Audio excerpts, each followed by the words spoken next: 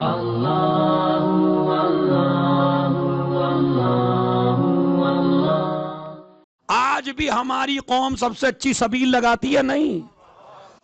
آج بھی پانی پلا رہے ہیں، اس لیے کہ پانی کا روایت میں، ارے بھائی پورے مسلمانوں پہ واجب ہے عبد المطلب کا شکریہ ادا کرنا، اس لیے کہ جس گھر میں بھی زمزم استعمال ہو رہا ہے وہ ابو طالب اور عبد المطلب کی وجہ سے ہو رہا ہے۔ اگر عبد المطلب نہ کھودتے، پیتے آپ زمزم، لاتے کین بھر بھر کے، یہ جو کین بھر بھر کے لا رہے ہیں زمزم، کس کے؟ یہ علی کے دادا کی سوغات ہے، یہ علی کے دادا نے پلایا ہے تمہیں زمزم۔ جو اسماعیل کا جاری کیا ہوا تھا وہ بند ہو گیا تھا، اب قیامت تک جو بھی پانی زمزم کا پیے گا ثواب پہنچے گا علی کے دادا کو۔ تمہارے مولا جس مولا کے نعرے لگاتے ہو مجلسوں میں، وہ کہتے ہیں ان اول ما یبدأ بہ یوم القیامہ صدقۃ الماء، سب سے پہلے قیامت میں جس عمل کا اجر ملے گا وہ ہے پانی پلانا۔ اسی لیے میرا مولا جو ہے چوتھا امام، خود اٹھ کے پانی نہیں پیتے تھے، سارے کام خود کرتے تھے، مگر جب پانی کی بات آتی تھی اماں مجھے پانی پلاؤ۔ کسی نے پوچھا آپ ماں؟ کہا اس لیے کہ پانی پلانے کا اتنا ثواب ہے، میں چاہتا ہوں یہ ثواب میری ماں کو ملے۔ حد یہ ہے، اب اسے چڑھاوا نہ کہیے گا۔ ان الرجل اذا سقى امرأته فاجرا، اگر شوہر اپنی بیوی کو ایک گلاس پانی پلائے تو اللہ اس کا بہت زیادہ اجر دیتا ہے۔ تو اپنی بیوی کو پانی پلانا بڑا اجر و ثواب، اپنے ماں باپ کو پانی پلانا بڑا، حد یہ ہے کہ چلتے مسافر کو پانی پلانا بڑا ثواب ہے۔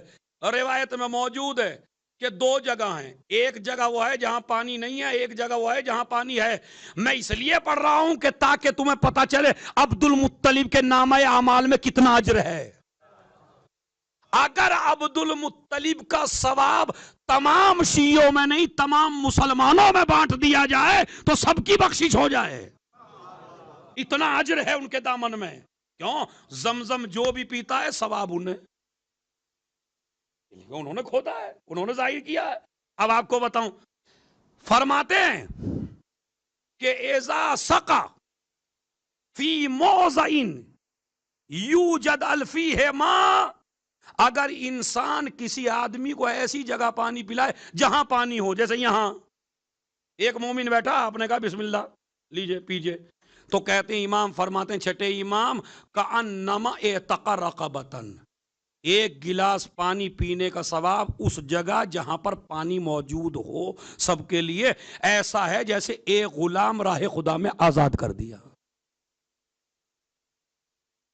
وفی موضع لا یوجد فیہ الماء، اور اگر ایسی جگہ پانی کا انتظام کریں جہاں پانی موجود نہ ہو، ایسی جگہ پلائیں، فَكَأَنَّمَا أَحْيَا نَفْسًا، ایسا ہے جیسے ایک مرد مومن کو زندگی دے دی، اور جس نے ایک مومن کو زندگی دے دی گویا کہ پوری نسل کو زندگی دے دی ہے۔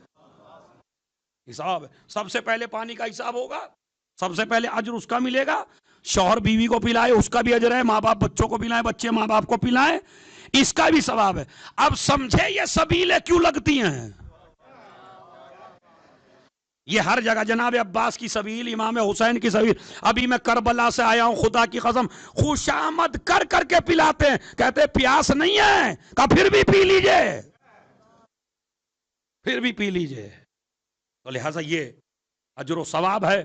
اور پھر جب پانی پیئیں تو بس آخری حدیث، اذا شرب الماء، جب پانی پینا، فذکر الحسین،